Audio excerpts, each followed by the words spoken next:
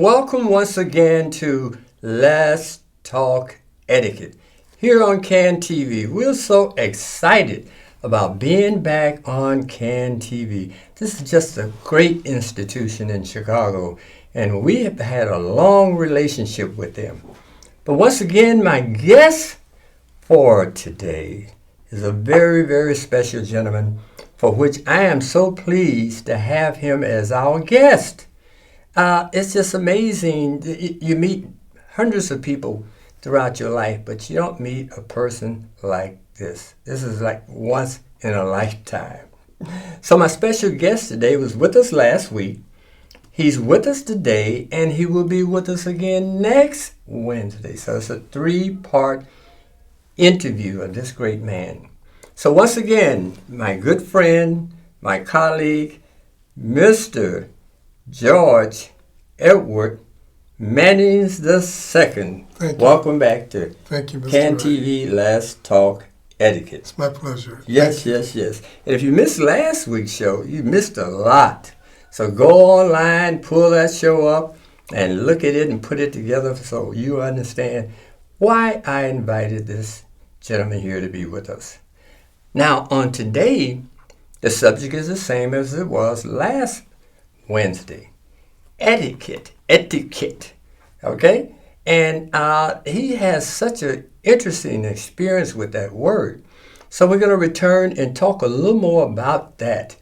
And the subject today, or the topic today, is really about how did etiquette, or let me rephrase it, what role do you believe etiquette played in your early career? Once you finished college and you out into the world, how do you think your manners and your ethics played in how people related to you? What impact do you think that upbringing, your great parents, instilled in you? What impact do you think it had as you entered your professional life? Well, it happened a long time before professional life. Yes. My father was 50 when I was born. I was his second child. Okay. And so it's interesting when your father is 50 and everybody else's father is 22. Right. Was 18. So your dad when is he an old would, man. he would call me and he'd open up the newspaper. Yes. And he'd read. The other kids were out doing other things. Right. So I was being taught by an elderly person. Yes. My mother was much younger. She was 35 Yes. years old when I was born. Yes. But everything centered around how they operated and did things in their life. Mm-hmm. Mm-hmm. I remember as a child, I had gone to school, kindergarten at Medill Elementary School. And then we moved into a further west neighborhood. Okay. And I went to a different school. Okay. And so once I was there, and I'm in first grade, my sister took me because she's 7 years older. Okay. The first day was great, so I got home. My mother said, well, how was school? I said, it was absolutely wonderful. She said, well, what was wonderful about it? I said, I was in class with 4 adult children. Okay. She said, were there any more children? I said, no, I was the only child. Okay. So my father walks in, she says, George II was in class today with 4 adult children. My father said, were there any more children? I said, no, I was the only child. Okay. And said, what did you do? I said, we talked, just like we do here, Mom and Dad. We did Right. this, we did that. Right. So the next day came, they asked me the same thing when I got home. Are there any more children in your class? I said, no, I'm the only child. There are adult children, but I'm the only child. Okay. And the third day and the fourth day happened. And then I was with the children, and I looked up on Friday, and we were doing things, sharing. Right. And I looked to the right, and I saw my mother. I said, oh, my mother. My mother was so beautiful. Right. My mother. Right. And I started to get up, and they said, the adult children said, sit down. Right. So then my mother comes in, and they said, you have to leave, to my mother. Right. Okay. And she said, where this child is, I have all rights and privileges. And I looked up, my father. They were both. So they said, what are you doing with our child? They said, well, we're giving him tests. And they said, Okay. who are you? I'm doctor this, she's doctor that. Right. We're from this university, that medical center, this. And so his IQ is sort of off the chart. Right. So my mother said, well, you think if you keep testing him, he'll get dumber? She said that. Yeah. And then she said, you may not test him another damn time.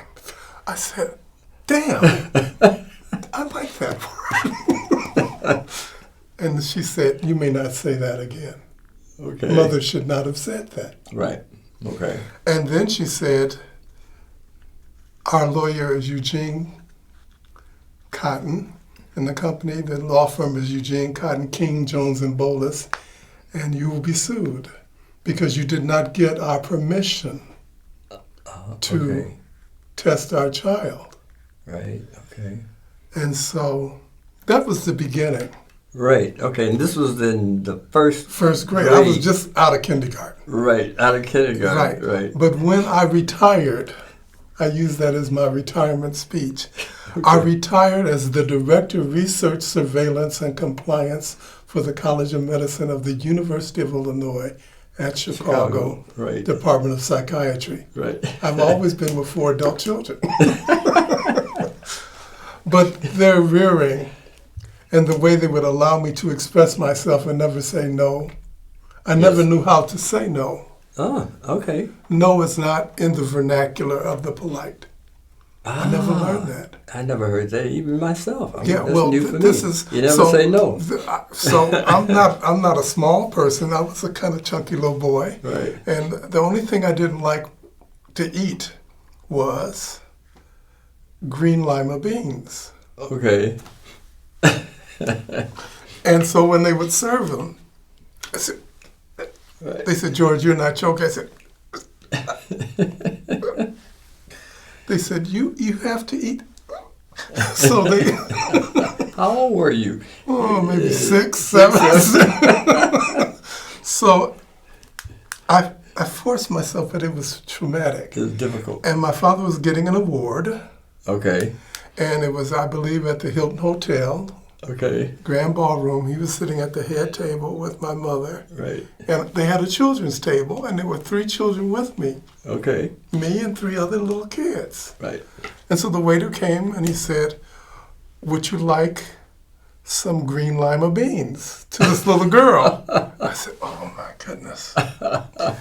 And do you know what she said? She What? said, no, thank you, I do not require any at this time. I thought, so he came to me, said, Master, would you like any green lima beans? And I looked up at the chandelier, and Right. I looked over at my parents, and I said, no, thank you. I do not require any at this time. That was the first time I knew how to say no, thank you, which is etiquette, to be able to say no Yes. properly, not No, screaming and thank you. no and thank you. Yes. Offering. Yeah. Yes. Yes. Yes. Yes. But Interesting. the things that they taught me really helped. Yes. And I didn't know at the time I was being taught. Yes. There were times that I had to open meetings in Vienna or in Rome Ah. Okay. or somewhere.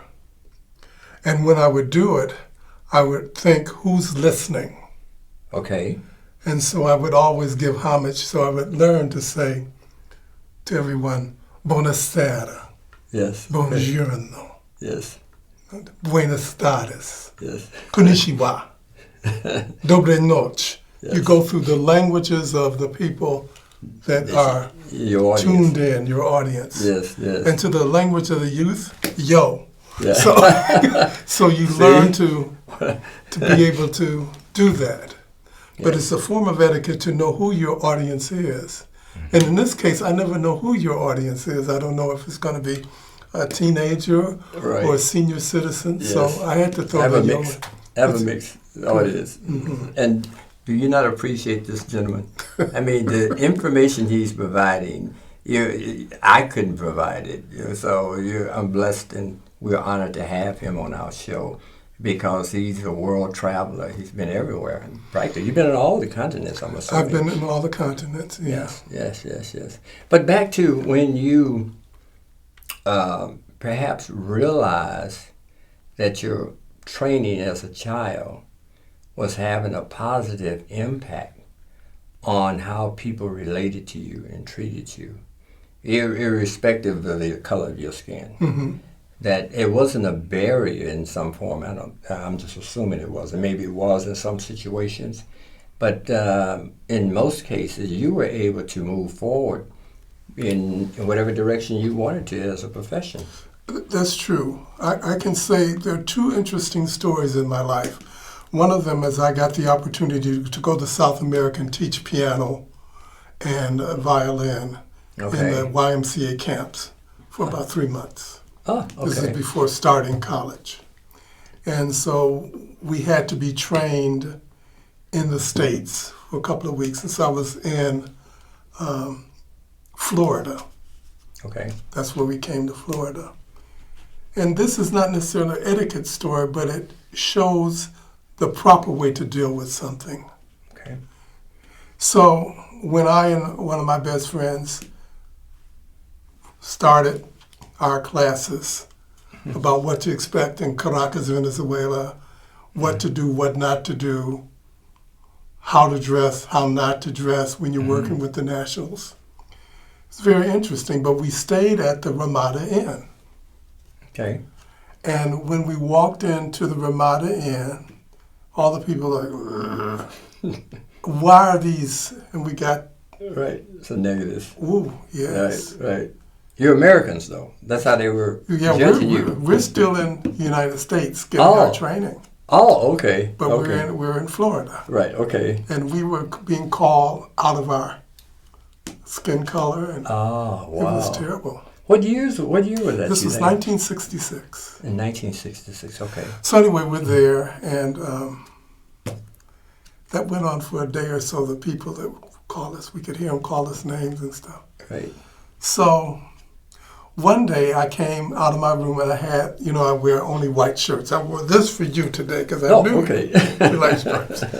So I had a handful of white shirts, and the bellhop said, "Where are you going with that?" "I'll take them." I said, "No, don't you have somewhere that you take shirts?" He said, "Yeah, but..." I said, "Well, where is it?" He said, "You go down there 2 blocks and you turn right." So I went down 2 blocks, I turned right, and I walked in, and the woman said, "Good morning." I said, "Good morning." I said, "How are you?" She said, "I'm well, thank you."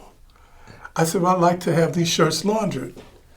She said, "We don't do colored laundry." Oh, wow. I said, "That's okay, because they're all my shirts are white, Yes. I didn't know. I was so... Right. She said, "We don't do laundry for Negras." I said, "I don't want Niagara starch. I just, She said, "We don't do laundry for people that look like you." I said, "Oh." I said to her, "I'm so sorry." Do you know what she said? What? "I'm sorry too." And she cried. She, as a white person, was a victim of racism to have to deliver messages. Yes. But the etiquette in me said, I have to say to her, "I'm sorry." Yes. And so I went back, and the bellhop said, "She wouldn't do it." You were saying sorry because you were not aware of the codes of conduct or racial relations in that state. Exactly. So it was based on that why you were saying you were sorry. You apologized to her. But you not know it. And I know it. And then she was sorry because she knew it was... You're supposed to know, though. But you were supposed to know. That's how she felt. But she was crying because she said, "Here's a person, looks like..." Yes. And I'm saying to him, "I can't do your laundry, and I'm turning down money. It's ridiculous." So I said, and the bellhop said, "Give them to me. I'll take them." I said, "Well, how can you take them? She'll do it for me." I said, "But you're a Negro." Right. "But I'm the bellhop." I said, "Oh, no, I would not have them think that my shirts are from a white man." Right. "Do you have someone that can do this?" Yes. "Like a mother, an aunt, a cousin?" "Yeah." Right. "You would have my mother do it?" I said, "Well, sure, why not?" So I gave them the shirts, and when they came back, they were the most beautifully laundered shirts And so I gave him, there were 6 shirts, so I gave him 50 cents a shirt. Okay. So that was $3. He said, "Why are you giving me $3?" I said, "I can give you $1 each." He said, "It's only 10 cents a shirt." See, it's 1966. So yes. he only wanted 60 cents. Yes. I said, "No, please take the $3. Yes. And that was a learning curve. Yes. Because I could have said, "Don't be so stupid." No, it wasn't for him. He couldn't believe that he could generate money from his mother's talents Yes. and abilities. And so when we checked out of the hotel, all those people that called us those names, Yes. they lined up and they hugged us. How about that? All of those people were black people. Because of how you handled the situation. But you see, in the beginning of the story, Yes. you thought that people calling the N-word Yes. were white people.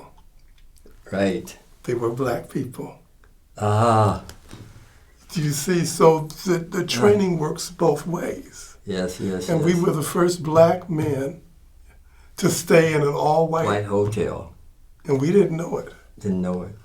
Now, can you believe that? Is that your parents obviously didn't prepare you to go into a southern state Exactly.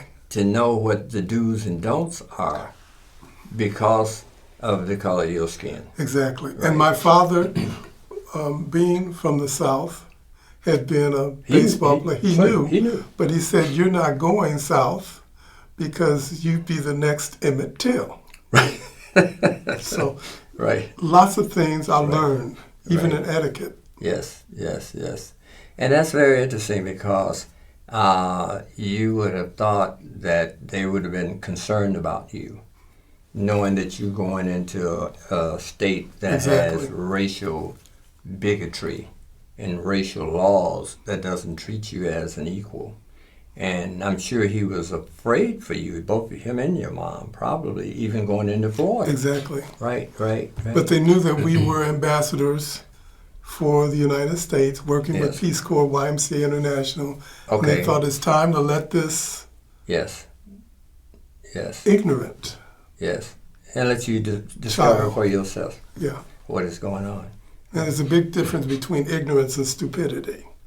Yes. Ignorance is when you just don't know. Yes. Добрый день, как вы поживаете? Очень хорошо, спасибо. You're ignorant Right. to Russian. Yes. So I don't know what you said. Right. Right. But once we go through maybe 10 weeks of Russian, and when I say добрый день, you say he's saying hello. Right. Stupidity is like you didn't do your homework. And you keep falling into the Can same. you beat? Yeah. No way. You see, it's a big difference between being childlike and childish. Yes. You see. Yes. So- Absolutely. So then, the way you handled this situation was really part of your etiquette training to some degree. Exactly. You didn't get upset. You didn't cuss nobody out. You'd say, you expletive, Right. no hand gestures, Right. no filthy language. Right. You have to keep, and I didn't really know any to Right. share. But it's good that, Apparently, they felt confident that you would be able to navigate whatever your situation was exactly. and come out of here okay. I did. I did.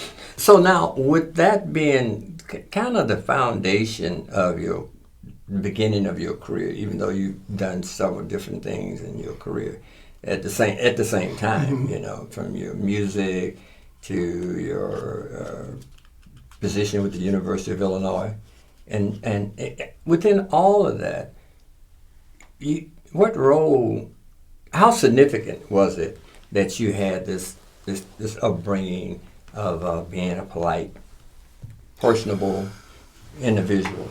Well, I think I'll even take etiquette a step further.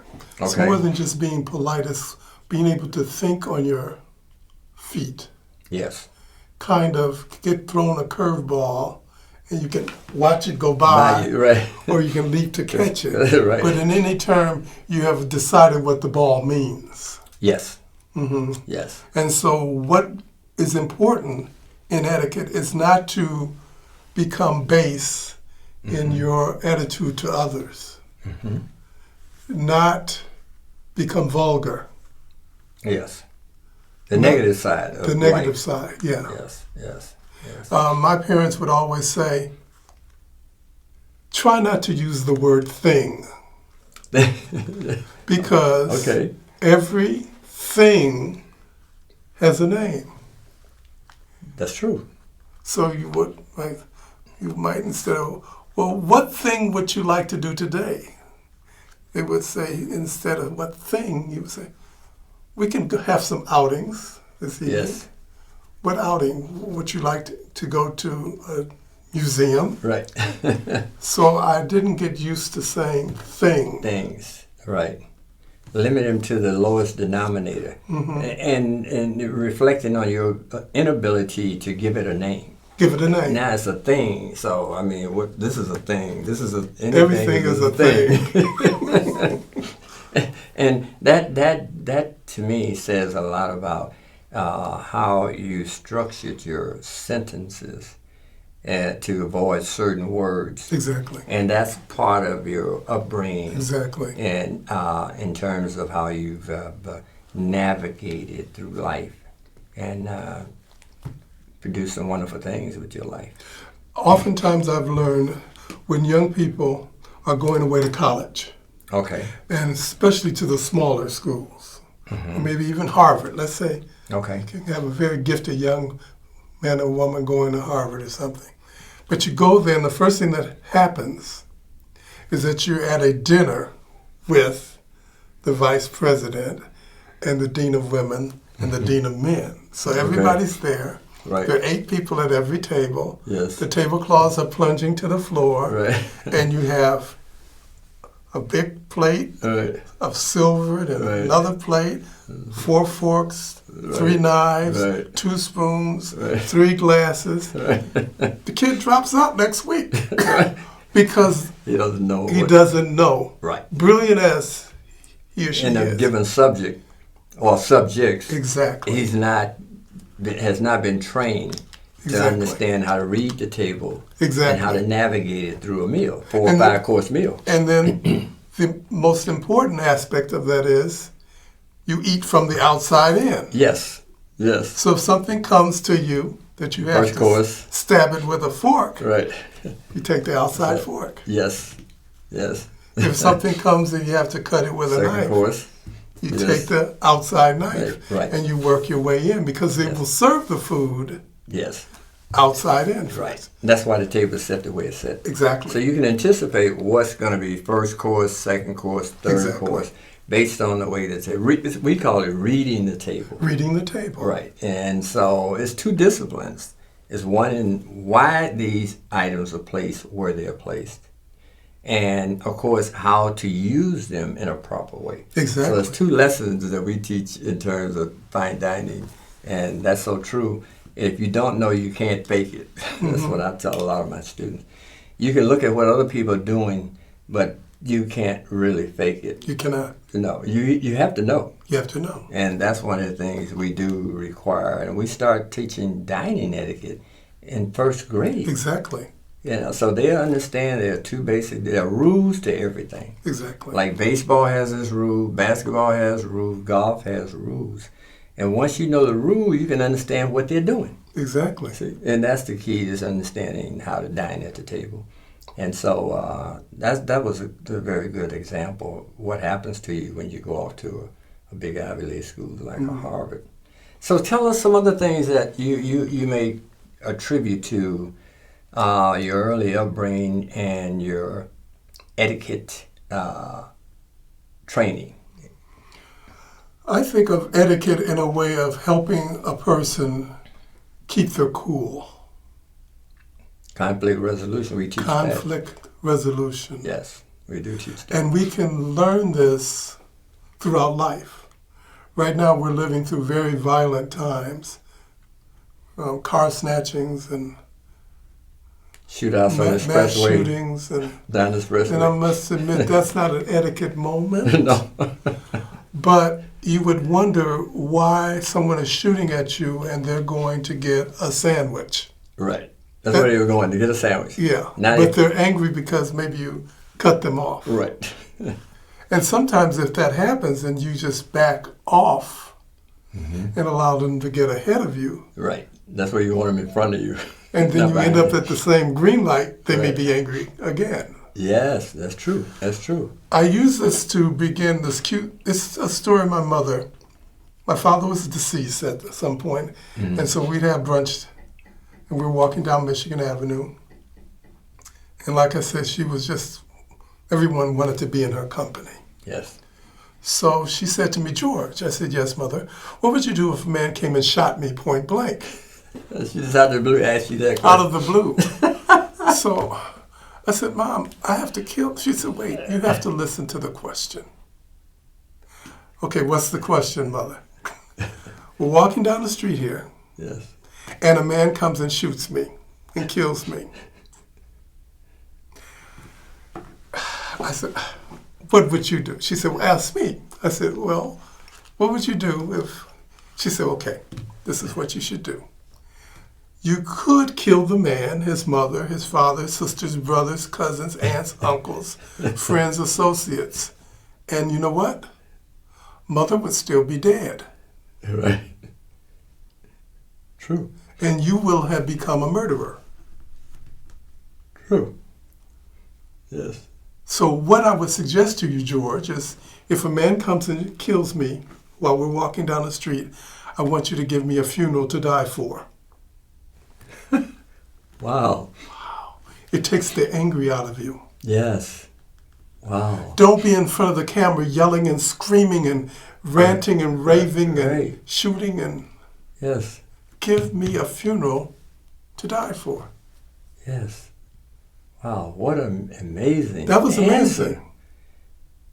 That caught me completely off guard. So when she finally did die, several years later, Yes. a beautiful death, because she Yes. died at home, Yes. I gave her a funeral to die for. And people, Describe what a funeral to die for is all about. What's your interpretation? for the wake, Mm-hmm. I had a jazz quartet Ah. alternating with a string quartet. Okay. And then everybody had hors d'oeuvres Hors d'oeuvres, right? and things to eat. Yes. And they could go see the body Right. in the church, but they would go. So someone came up and said, "This is the best party I've ever." And I said, "I'm so sorry, man." I said, "I know this." And then at the funeral, we didn't talk about my mother. Ah. Was that her wish? No, it's the way we were raised. Okay. When you go to the house of God, you should talk about God. True. Right. An etiquette point. Your wife, let's say you're married. Mm-hmm.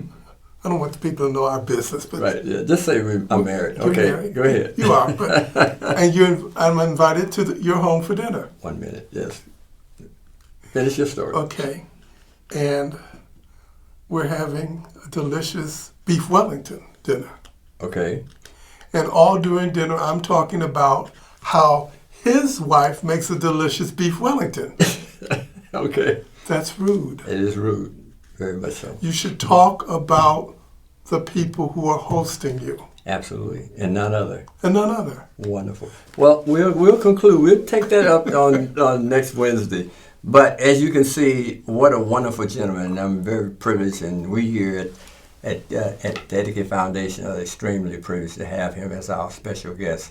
Until next Wednesday, please stay tuned, come back, be with us, and he will continue to tell that great story word for word. So you're going to have to start over so those who weren't here will be able to understand exactly what you were saying. And with that, have a great evening, and we will see you next Wednesday. Thank you, Nathan. Thank you as well.